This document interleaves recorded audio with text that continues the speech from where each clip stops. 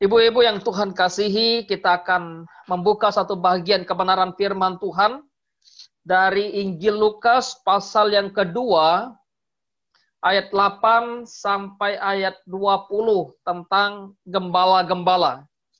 Saya akan bacakan firman Tuhan untuk kita. Ibu-ibu bisa memperhatikan di dalam Alkitabnya masing-masing dari Injil Lukas pasal 2 ayat 8 sampai ayat 20. Demikianlah firman Tuhan. Di daerah itu ada gembala-gembala yang tinggal di padang, menjaga kawanan ternak mereka pada waktu malam. Tiba-tiba berdirilah seorang malaikat Tuhan di dekat mereka, dan kemuliaan Tuhan bersinar meliputi mereka, dan mereka sangat ketakutan. Lalu kata malaikat itu kepada mereka, "Jangan takut, sebab sesungguhnya aku memberitakan kepadamu kesukaan besar untuk seluruh bangsa. Hari ini telah lahir bagimu juru selamat, yaitu Kristus Tuhan di kota Daud. Dan inilah tandanya bagimu, kamu akan menjumpai seorang bayi yang dibungkus dengan lampin dan terbaring di dalam palungan. Dan tiba-tiba tampaklah bersama-sama dengan malaikat itu sejumlah besar bala tentara sorga memuji Allah, katanya, kemuliaan bagi Allah di tempat yang maha tinggi, dan damai sejahtera di bumi di antara manusia yang berkenan kepadanya."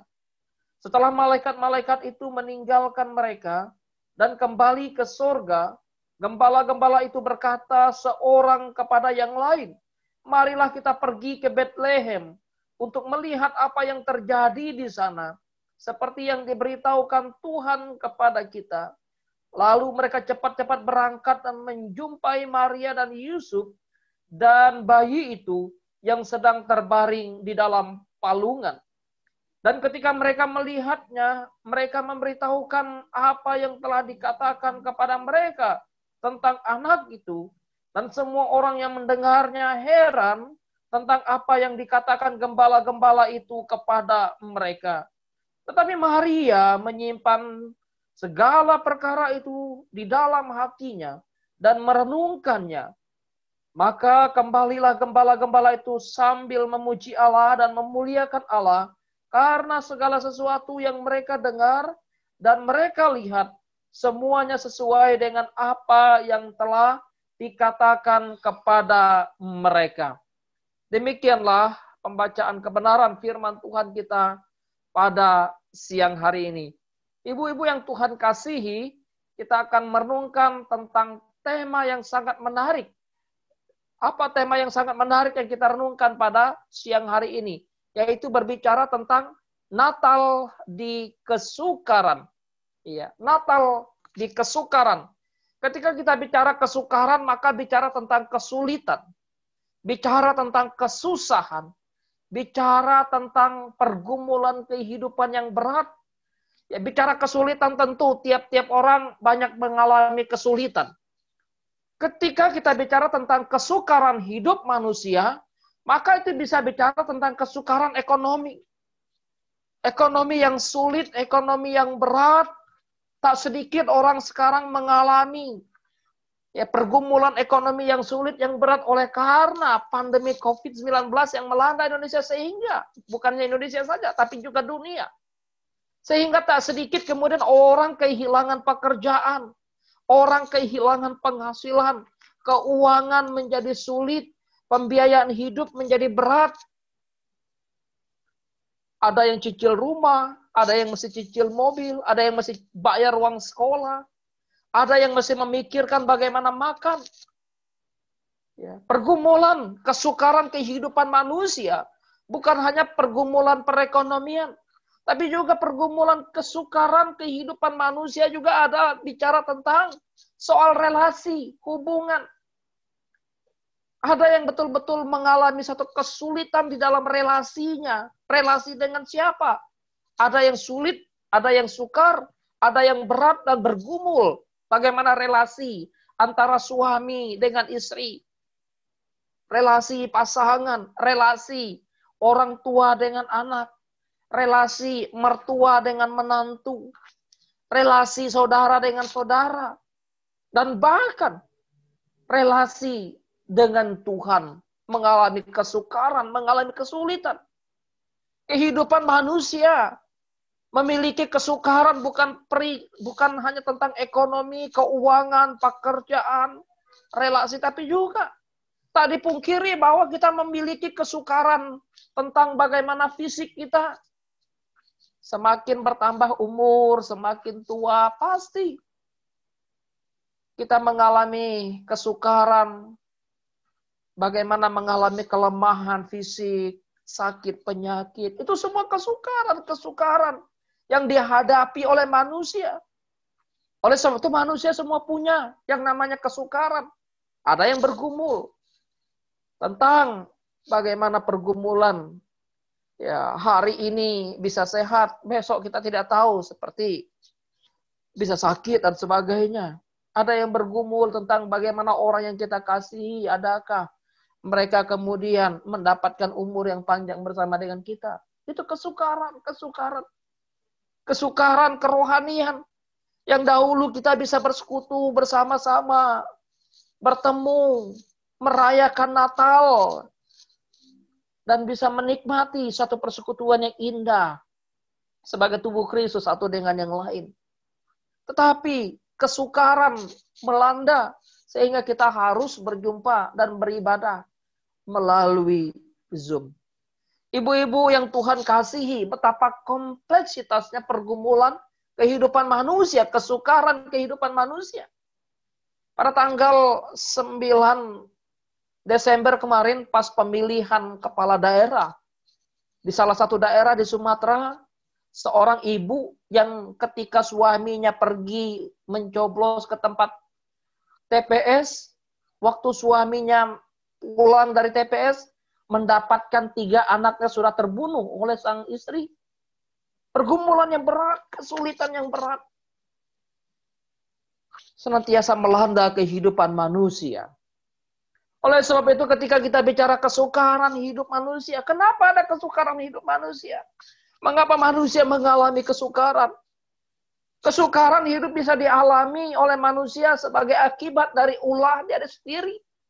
Ketika kita melakukan kesalahan, ketika kita tidak bertanggung jawab dengan hidup kita, maka kita bisa menjadi orang yang sukar dalam hidup oleh karena perbuatan kita sendiri. Karena itu, ya, orang yang salah misalnya dalam mengelola keuangan, orang yang salah dalam mengelola berkat Tuhan, mereka bisa mengalami kesukaran kehidupan. Kesukaran hidup bukan hanya karena ulah kita sendiri, tetapi juga kesukaran hidup bisa terjadi oleh karena perbuatan orang lain, oleh karena ulah orang lain. Contoh, orang bisa mengalami satu kesukaran di jalan ketika orang lain ya ugal-ugalan dalam arah kendaraan.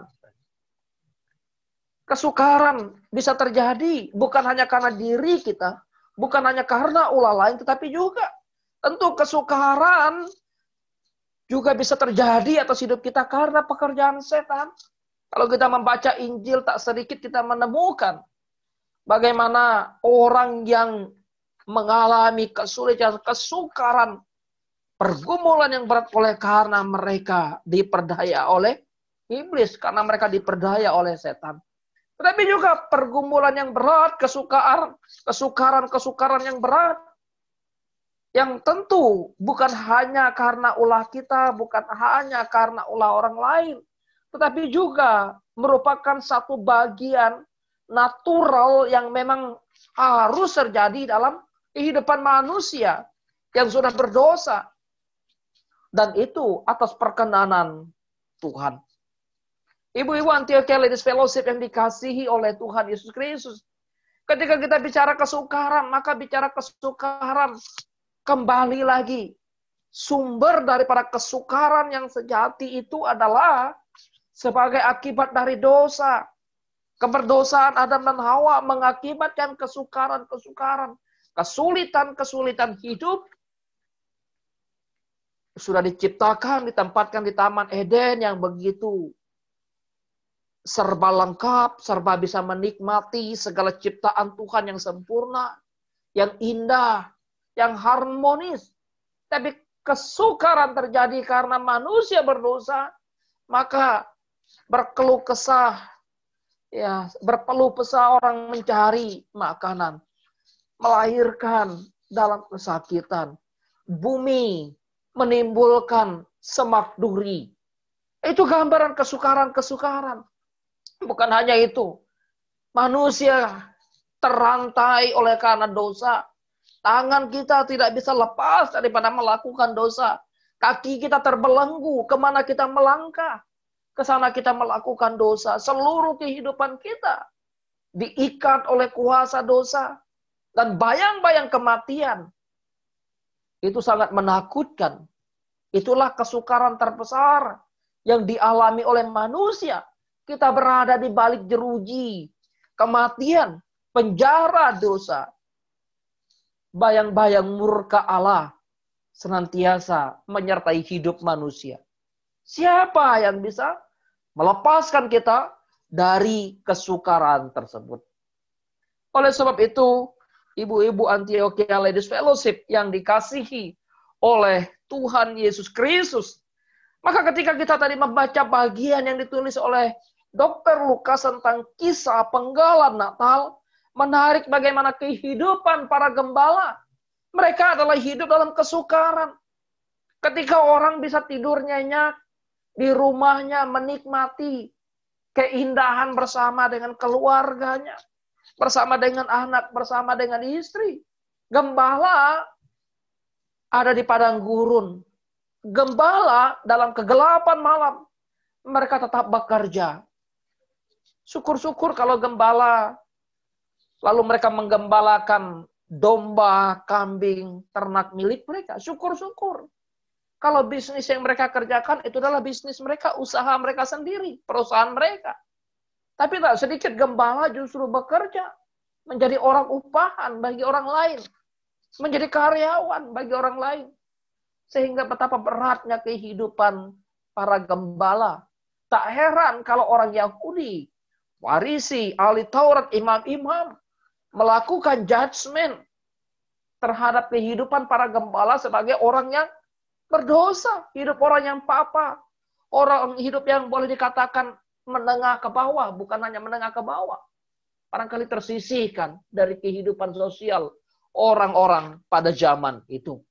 Tetapi apa yang mereka alami, apa yang mereka jumpai, apa yang mereka dapatkan ketika mereka hidup dalam satu kesukaran pada zaman itu.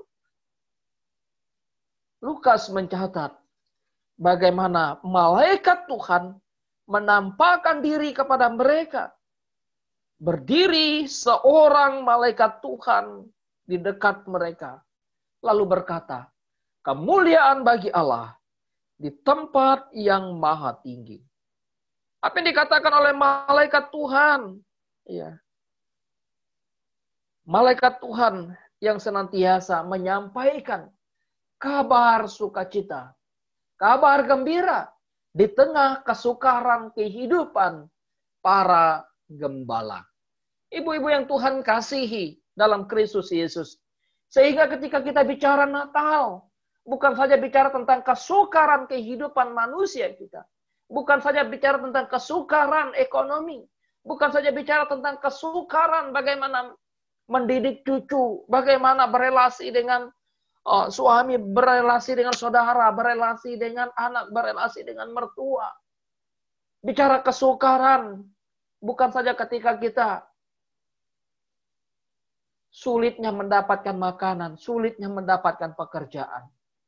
Bicara kesukaran di kala Natal adalah bicara bagaimana Kristus yang rela mengambil kesukaran manusia. Kristus yang rela masuk ke dalam kesukaran manusia. Wah, ini sesuatu yang luar biasa. Kalau kita merenungkan Natal yang sesungguhnya, siapa sih kita di antara kita yang mau masuk ke dalam satu kesusahan orang lain? Apalagi ketika kita hidup dalam enak, nyaman, berkelimpahan. lalu mau mengambil, bukan saja menolong orang lain, tapi betul-betul ada bersama dengan orang yang susah dan mengalami kesusahan, mengalami kesulitan, mengalami kesukaran bersama mereka. Oh enggak kira-kira? Saya sendiri juga masih tanya besar. Masih bergumul. Ya. Kalau masih 1 jam, 2 jam, 1 hari, 1 malam, barangkali kita. Tapi kalau bicara seminggu, 2 minggu, sebulan, ya, dan bahkan Kristus ada di tengah-tengah kita, di dunia, 33,5 tahun.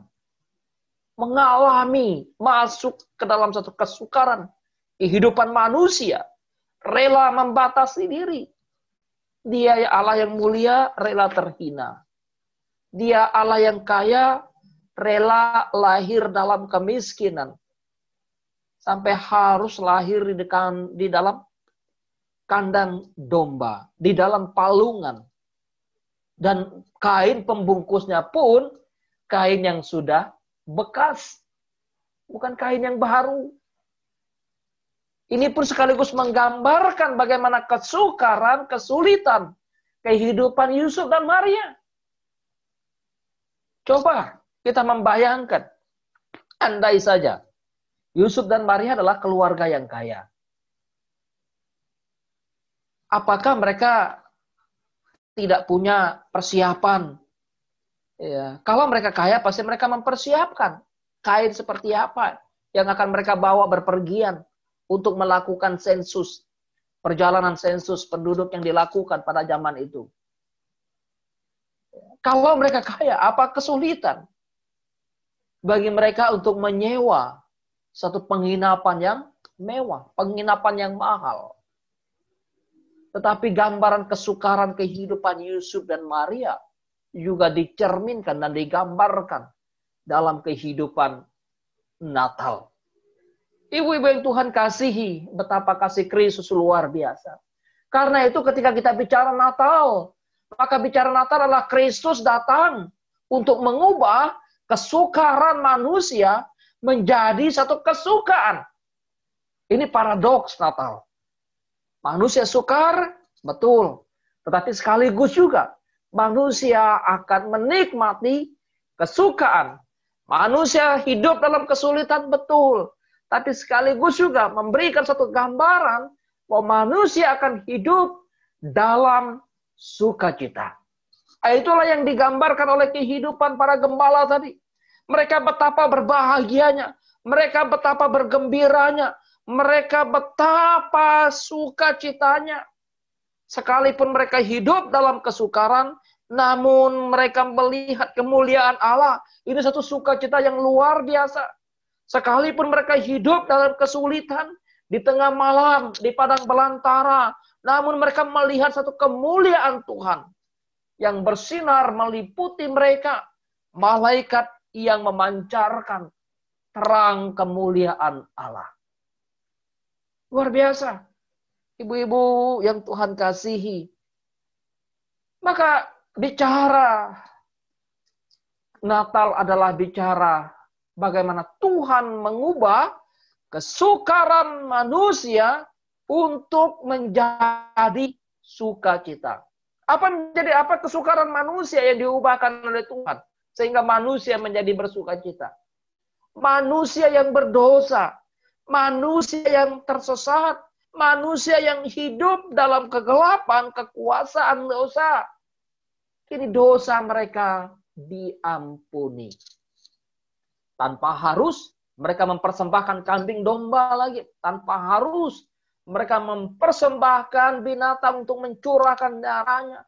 Tanpa harus mereka mengeluarkan berapa uang yang mereka harus keluarkan untuk membayar pengampunan dosa. Tidak.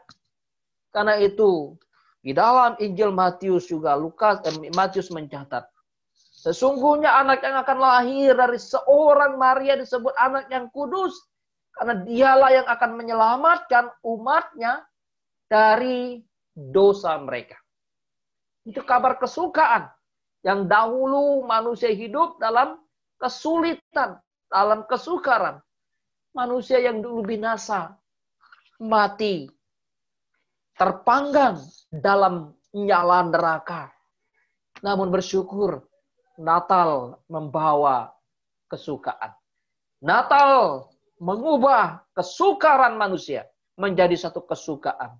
Manusia yang harusnya binasa diselamatkan. Kita yang seharusnya mati oleh karena dosa kita, diselamatkan oleh bayi Kristus yang rela datang dalam dunia, rela mengambil kesukaran kita. Natal, Kristus datang mengubah kesukaran menjadi kesukaan. Relasi yang rusak, relasi yang putus, relasi yang rusak dipulihkan, diperbaiki. Relasi yang putus kini disambung kembali, diperdamaikan. Karena itu bagaimana hidup kita seorang dengan yang lain. Kalau kita betul-betul mengalami Natal, maka harusnya relasi kita indah seorang terhadap yang lain. Rusak oleh karena dosa, putus oleh karena dosa, tapi dipulihkan oleh karena kasih, dipulihkan oleh karena pengampunan, dipulihkan oleh karena cinta agung dari Kristus. Manusia dengan Allah sangat rusak hubungannya, terputus, yang tidak mungkin disambung oleh manusia berdosa. Karena itu Natal, di mana Kristus datang untuk memulihkan relasi kita. Dulu kita sulit berelasi dengan Allah, sulit berelasi dengan Tuhan, harus datang membawa korban. Binatang harus datang membawa korban, menaikkan doa pun harus melalui imam. Tapi bayi Natal, Kristus yang datang ke dalam dunia, memulihkan relasi kita dengan Allah. Sehingga kapanpun dan dimanapun, dan bahkan dalam setiap nafas hidup kita, kita memiliki relasi yang indah dengan Allah. Kita dapat menaikkan doa kita kepada Allah, tanpa harus menunggu berjam-jam nanti bertemu pendeta baru naikkan doa kita. Kita bisa menaikkan pergumulan kita kepada Tuhan. Begitu indahnya Natal bagi kita. Natal di mana Kristus datang mengubah kesukaran, kesulitan. Yaitu hidup manusia yang suram, manusia yang dahulu hidup dalam kegelapan. Kini mereka memiliki pengharapan. Mereka yang dahulu tidak memiliki masa depan karena neraka menunggu mereka.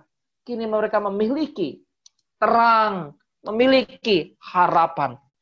Di dalam bagian lain, Injil Lukas juga mencatat, bangsa yang berjalan dalam kegelapan telah melihat terangnya yang besar.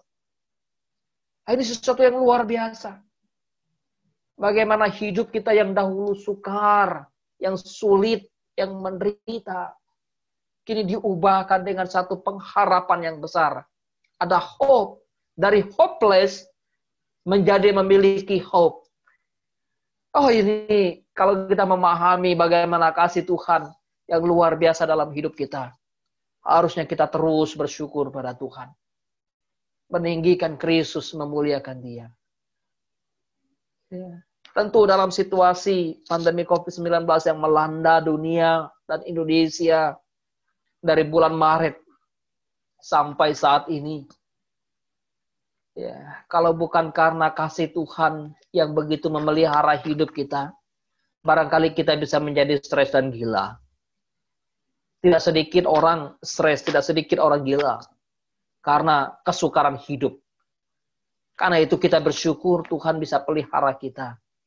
Sekalipun barangkali kita harus bergumul, tentu saja kita harus bergumul. Tetapi dalam pergumulan yang berat yang kita hadapi, yang kita jalani, Tuhan menyertai kita. Immanuel, Allah beserta dengan kita. Allah memberikan pengharapan kepada kita. Beberapa waktu yang lalu, ya beberapa bulan yang lalu lah ya, Daerah Salemba ini cukup digemparkan dengan salah seorang yang berusaha untuk melompat dari Kapitol lantai atas lagi. Ya. Gambaran kesukaran, ketidakmampuan manusia untuk menghadapi kesulitan hidup. Mereka melihat masa depan mereka suram.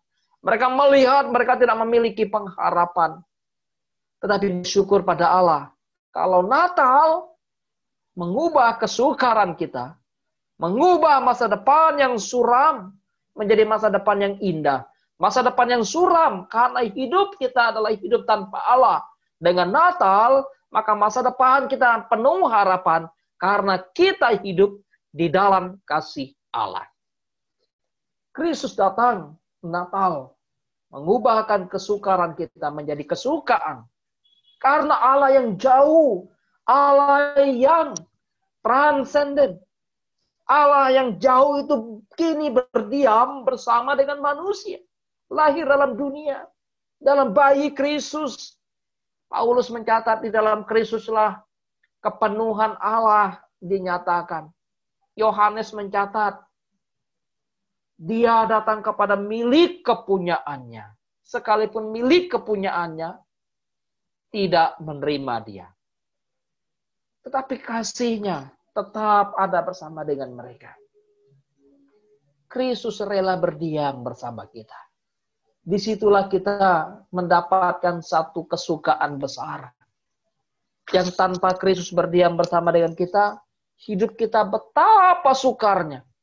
Tapi ketika Kristus diam di dalam hidup kita, diam di dalam hati kita, memimpin kita, mengarahkan kita, maka hidup kita penuh dengan damai sejahtera. Penuh dengan sukacita. Sekalipun di masa tua kita mengalami sakit fisik, kelemahan, tetapi kita bersyukur hati kita limpah dengan damai. Sekalipun barangkali kita bergumul untuk makan hari-hari, tapi kita bersyukur karena Tuhan menyertai kehidupan kita.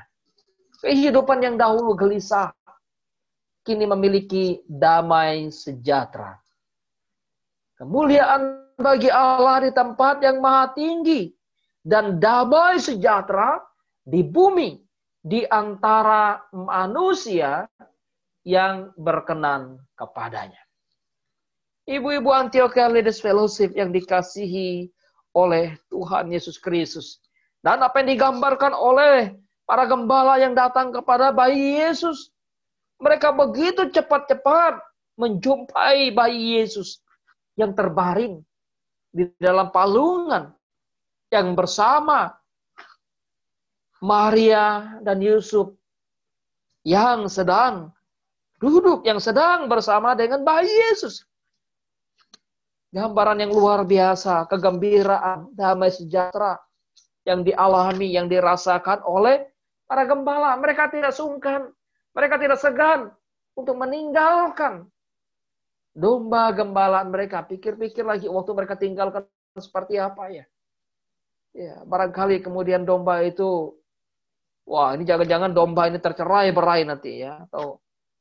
Tetapi apa yang dilakukan oleh para gembala menunjukkan bahwa seberapapun harta kekayaan dunia, domba gembalaan mereka, ketika mereka ingin menyaksikan cinta kasih Allah yang datang ke dalam dunia, maka mereka rela tinggalkan itu.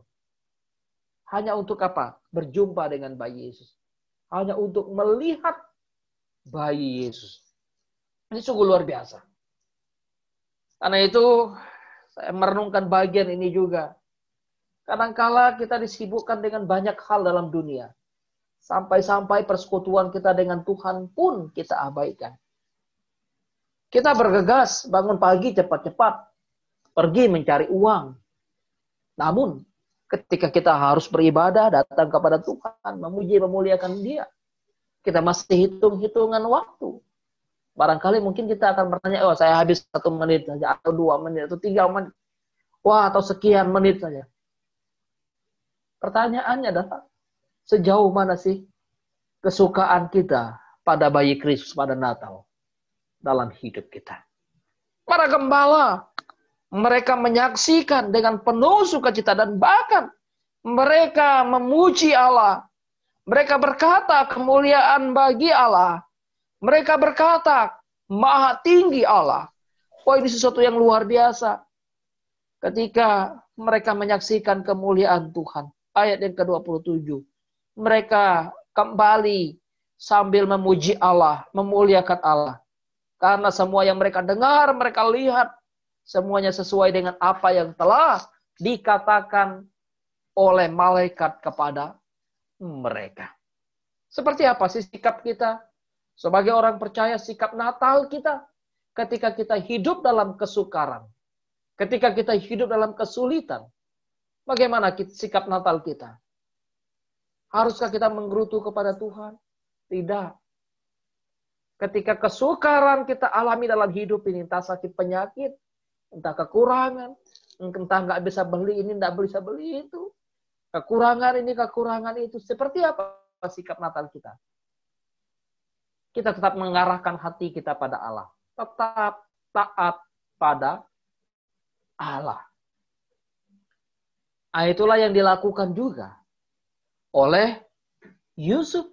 Ketika Yusuf mengalami satu kesukaran, kesulitan, tanda tanya besar bagaimana Maria, tunangannya, yang belum menikah dengan dia, belum bersumbu dengan dia, lalu bisa mengandung. Yusuf bergumul. Tapi dia tetap bergumul dan bergumul. Sampai pada akhirnya bagaimana dia mendapatkan satu mimpi. Malaikat menyampaikan, ambillah Maria untuk menjadi istrimu. Kan anak yang dalam kandungannya adalah dari Roh Kudus. Tetap taat. Para gembala, sekalipun mereka hidup dalam kesukaran, mereka harus menggembalakan domba mereka. Mereka hidup dan tinggal di padang belantara dalam kegelapan malam. Namun ketika ada suara dari Allah melalui malaikat yang diutus kepada mereka untuk memberitakan kesukaan besar, mereka taat kepada Allah dengan pergi kepada bayi Kristus. Kalau kita membaca kisah lain, orang-orang Majus yang datang dari timur melihat bintang, lalu bertanya di Yerusalem, di mana bayi, di mana raja yang baru lahir itu. Mereka taat datang kepada raja yang baru lahir itu. Mereka mempersembahkan persembahan yang terbaik untuk raja, segala raja. Sikap Natal kita, ketika kita hidup dalam kesukaran, percayalah bahwa Allah tidak pernah meninggalkan kita. Itu satu janji yang luar biasa. Sebesar apapun kesulitan hidup, kesukaran hidup yang kita jalani, yang kita alami. Ingat, bukan hanya kita sendiri yang mengalami kesukaran. Orang lain pun mengalami kesukaran. Mungkin kita yang punya uang sedikit mengalami kesukaran karena uang. Tapi mereka yang banyak uang pun mengalami kesukaran. Karena mereka juga harus bergumul dengan keluarga, harus bergumul dengan karyawan, harus bergumul dengan hutang. Kita yang sehat, barangkali orang yang sakit akan mengatakan, kamu sih tidak mengalami sakit, kamu sehat. Tapi kita yang sehat pun bergumul, mengalami satu kesukaran. Kenapa?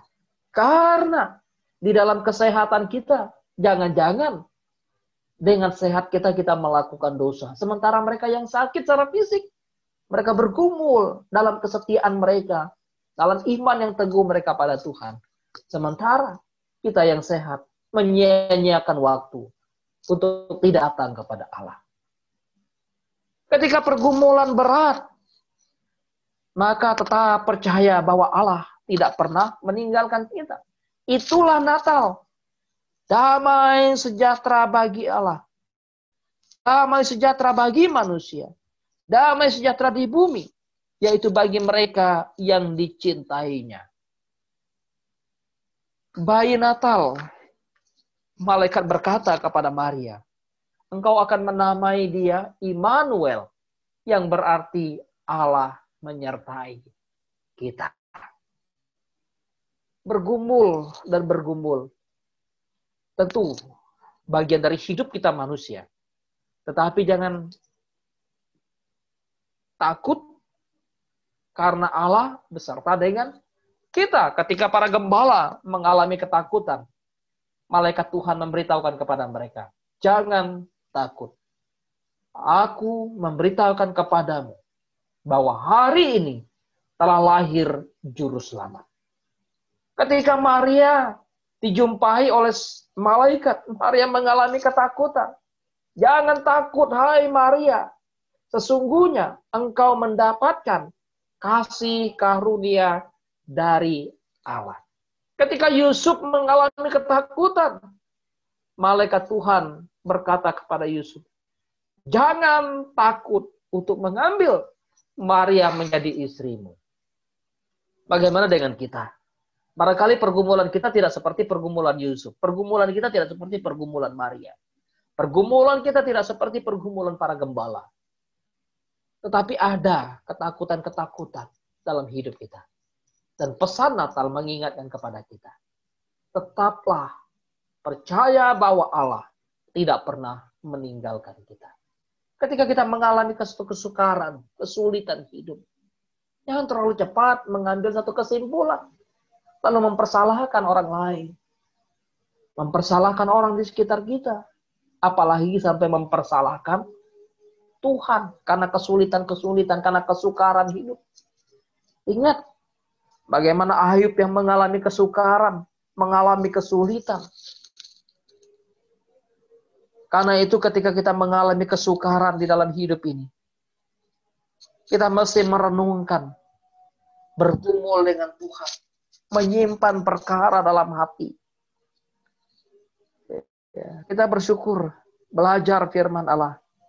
Jangan-jangan di kesulitan hidup yang kita alami, Tuhan sedang memproses, memurnikan iman kita. Tuhan sedang mengupgrade relasi kita dengan Allah, relasi kita dengan Dia. Sehingga semakin harmonis, semakin indah, dan iman kita semakin kuat. Kita akan dimurnikan seperti emas yang dibakar. Sehingga ketika api membakar seluruh kotoran, seluruh tanah, seluruh kotoran yang menutupi emas, maka emas akan terlihat menjadi murni. Apa yang dilakukan oleh Maria di dalam sikapnya, sikap Natalnya ketika hidup dalam satu kesukaran melahirkan bayi Yesus tanpa uang, tanpa kekayaan, dan bahkan perjalanan yang sulit, tanpa penginapan yang layak. Tetapi apa yang Maria lakukan, apa yang Maria alami di dalam ayat yang ke-19, Maria menyimpan perkara itu di dalam hatinya dan merenungkan perkara-perkara hidup, ya, kesulitan-kesulitan hidup, kesukaran-kesukaran hidup. Tentu saja penting bagi kita untuk bisa men-sharingkan, mendiskusikan dengan teman-teman sepersekutuan kita, dengan keluarga kita. Tetapi jauh lebih penting dari semuanya itu, bagaimana kita men-sharingkan, menyampaikan perkara kita itu kepada Allah. Allah yang tahu, Allah yang peduli, Allah yang mengerti sejauh mana kesulitan kehidupan kita. Dan itu kembali, jangan takut. Biarlah melalui Natal yang kita renungkan di siang hari ini, Natal di kesukaran, mengingatkan kepada kita, Allah datang kepada mereka yang menyadari kesukaran hidupnya. Ketika manusia tidak menyadari bahwa hidupnya sukar, berarti dia menyadari bahwa tidak perlu Allah. Tapi ketika kita menyadari, hidup saya sukaran, saya tidak mampu menghadapi hidup, tidak kuat menghadapi hidup, maka kita menyerahkan hidup kita kepada Allah. Natal, ketika bayi Kristus Juru Selamat datang ke dalam dunia. Mereka yang menyadari keterhinaan mereka karena dosa. Mereka mengalami pembaharuan, mengalami pengampunan oleh Allah.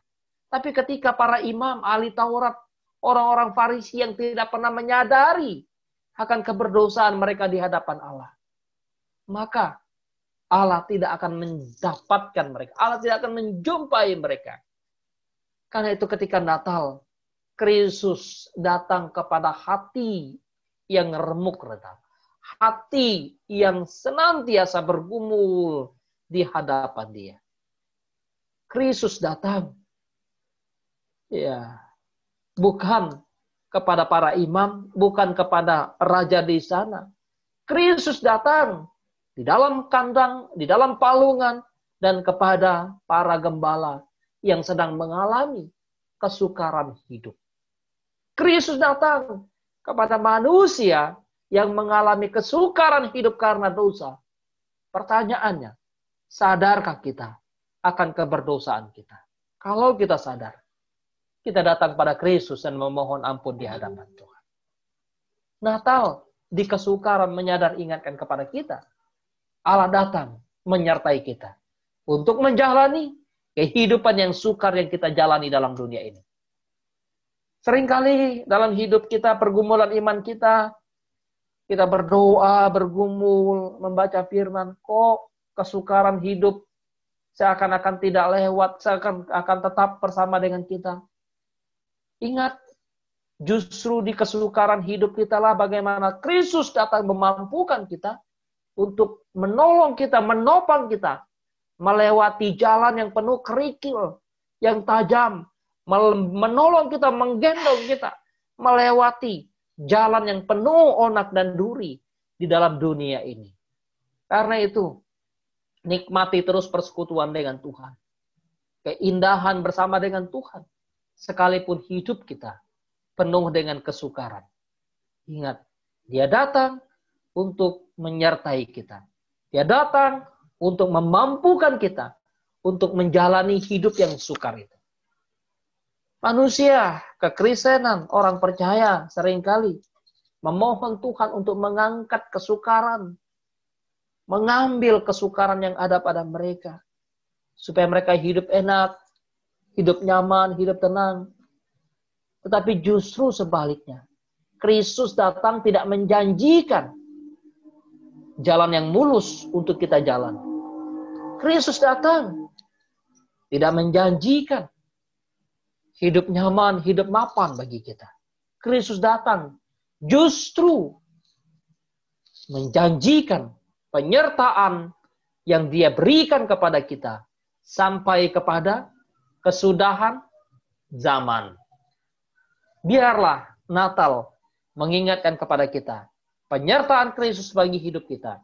Sekalipun saat ini pandemi COVID-19 masih melanda, ekonomi kita mungkin mengalami kesulitan, bisnis kita, pendidikan cucu, anak kita mengalami kesulitan, pekerjaan kita, pekerjaan anak kita, saudara kita, suami, istri, atau orang-orang di sekitar kita, orang yang kita kasih. Bukan hanya itu, bahkan persekutuan kita satu dengan yang lain mengalami kendala. Jemaat mengalami kesulitan untuk datang beribadah. Tapi biarlah damai Natal, penyertaan Kristus ada terus beserta dengan kita. Tuhan menolong kita, Tuhan memimpin kita. Kesulitan senantiasa ada. Sekalipun kita dekat dengan Tuhan. Tetapi biarlah kesulitan itu tidak membuat kita untuk undur daripada Tuhan. Justru sebaliknya, membuat kita terus hidup dalam kasih Allah, bergantung sepenuhnya pada Allah. Tuhan menolong kita, Tuhan memimpin kita. Selamat menikmati damai Natal, sukacita Natal yang datang daripada Tuhan. Tuhan memberkati. Mari kita tundukkan kepala, kita berdoa kepada Tuhan.